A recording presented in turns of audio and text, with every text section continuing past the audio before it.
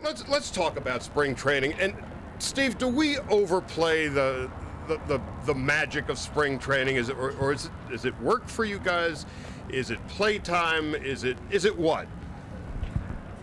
It didn't used to be work. Spring training was a fun time. Obviously, you're getting in shape and getting ready for the season, but for us, it never had the sense of work. And I think there's so much money and so much pressure on the players these days and there's so much scrutiny, and like everybody's under a microscope. I think it's changed, and it makes it a little more difficult. You got to be more professional, probably, about what you do. I remember when the bus used to leave, we'd go down the right field line and get the cooler of beer out, and say goodbye to the bus, and that's kind of what spring training was about back in the 60s and the 70s. But now it's different. I think the money has changed the game to that degree.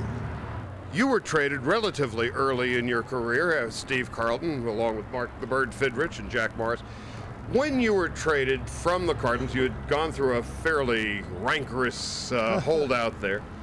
What was your reaction the first time you got dealt? That was Bing Devine called me about 8:30 in the morning, woke me up, and told me I was traded. It was opening day of spring training. I was going to be a holdout for the Cardinals that year, and we're about $5,000 apart money-wise. I wanted 65, they wanted to give me 60, and I'd won 20 games prior to that in 1971. It was my first year winning 20 games, and they've always told me, well, we can't pay you because you're not a 20-game winner. Negotiations were tough back then. It's a little easier right now. But Augie Bush, I think, was personally angry about this thing and told me to get rid of me, and they traded me opening day of spring training to the Phillies, the lowly Phillies. Wise, yeah, and Rick Wise, yeah. I think in retrospect it was not a wise decision. Retrospectively, no play on words. Oh, bad one. But anyway. it was the feeling I had was I almost got it was a sickening feeling, because then back then you weren't traded like you are today. I mean, these days you get traded once a year maybe, but it was the Cardinals always had that sense of family. It's a family. The Albertos, they're winning 90 games a year. It's a pretty good ball club. And it's just the feeling I had was just like I was just a loss. A young kid and traded for the first time to the Phillies. They're winning not too many games back then.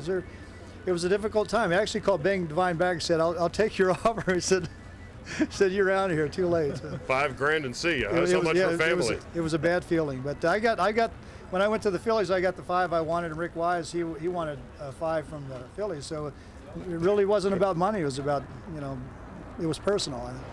And joining us now, I'm guessing there are probably in the course of Major League history 3,000-4,000 pitchers, and about half of them were left-handed.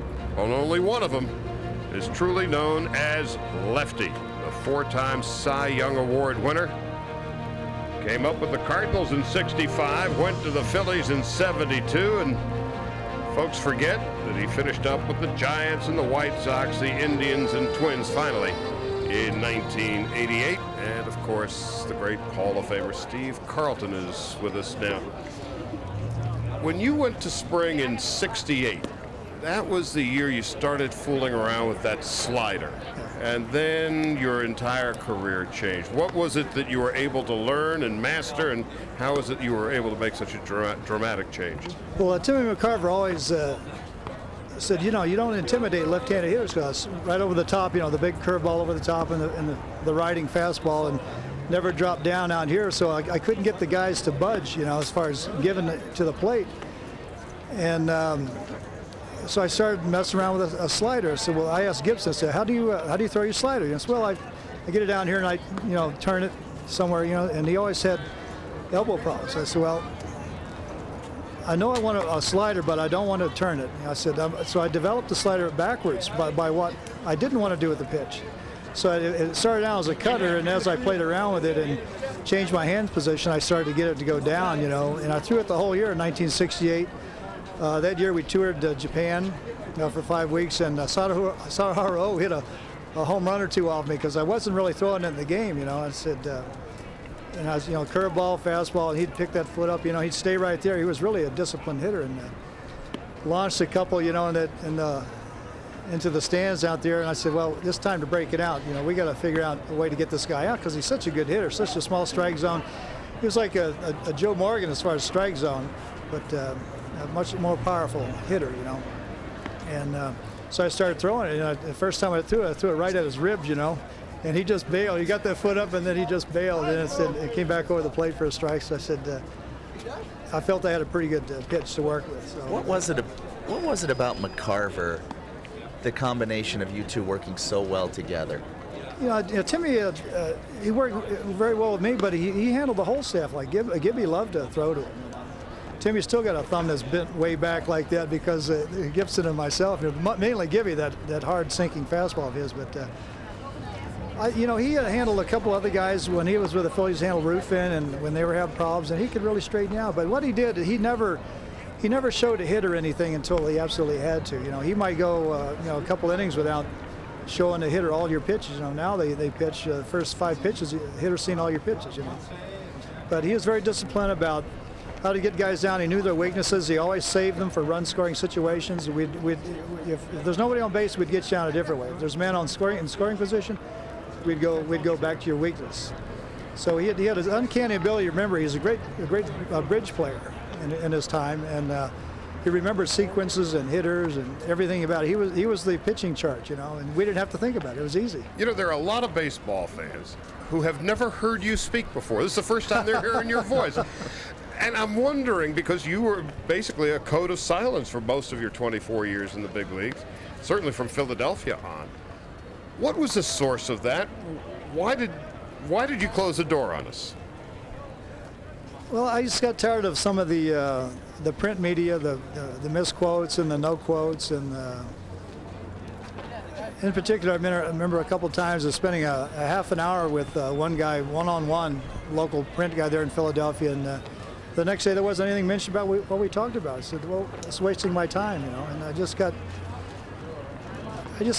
didn't think it was unnecessary. You know, some guys get mad at the media, then the next day they were their best buddies, you know, so. And I never wanted to read about myself. That wasn't a problem, you know. So when I decided to it took me a couple of years to make that decision about not talking to the media, but it was best for me at the time. It'd be difficult to do it now. There's so much exposure, but it was a good thing for me at the time. It made me focus on the game. Actually, they wrote better. A lot of print media guys, they rely on your interviews to write their articles, you know, the quotes and stuff like that, and they take all these years of journalism, and yet they don't structure it from their perspective as much as the athlete's perspective as far as quotes. But it just overall worked well for me. I dug in because I knew they're going to go after me. But the interesting outcome was that they wrote better about me because they were more creative. They had to do fictitious interviews. A guy in St. Pete every year, spring training, used to do a fictitious interview with me, and it was much better than what I could have offered to the conversation. Take me back to 1981. You were, as it turns out, just 3/4 of the way to your 4,000 plus strikeouts. The night you recorded 3,000 strikeout. Before you do, let's watch it on television together. Here it comes again, the pitch to Watt. He struck him out, there it is. He doesn't like it, but that's it. Struck out the side. Yeah, it's an unhittable pitch. I don't know what the controversy was about. It was just a high slider. Do you recall who you struck out prior to Tim Wallach to get 2,999? He's here today. I didn't know Tim was there. Tim Wallach. No. Jerry Manuel. Really? No, did not know that. Manager of the White Sox, who's not but a few hundred feet from us. When you got to Philadelphia, the trade for Rick Wise, which we talked about earlier, what were your realistic expectations there? Because it was not a very good team when you arrived. You know, what's interesting about that, after I ran into those gentlemen was teaching me the mental powers of and focus on pitching or whatever your particular skills are. I had won the 20 games. As soon I pitched better in 1970. As soon as he taught me how to, to dedicate myself to this particular style of thinking. In 71, I went 20, and then we have the contract dispute, and then and as my mentor, he told me, well, you got to up your goals, because it was 20 for that year. He said, well, you got to up your goal just to make yourself more disciplined. So I picked the number 25. So when 71 was over with, all that winter, I'm focusing on the number 25, what I want to win. Opening day of spring training, they traded me over to Phillies, and they weren't doing too well at the time. And for the whole week I sat there and I said, well, this is unrealistic. I'm starting to question, myself, about can I win 25 with a team like this? And it took me a whole week, and I said, well, if this stuff really works, I said I will dig in, I'll entrench myself in the thought and work harder physically, and I'll make this happen. So that year I ended up winning 27 games, 2 more than my goal, with a team that won 59. 20, which may have been the greatest single season that any pitcher has ever had. Steve, we've got to run, but it was great to see you. 27 of 59 wins by that man with the Philadelphia Phillies in the late 70s. Back to wrap the Road Show in a moment.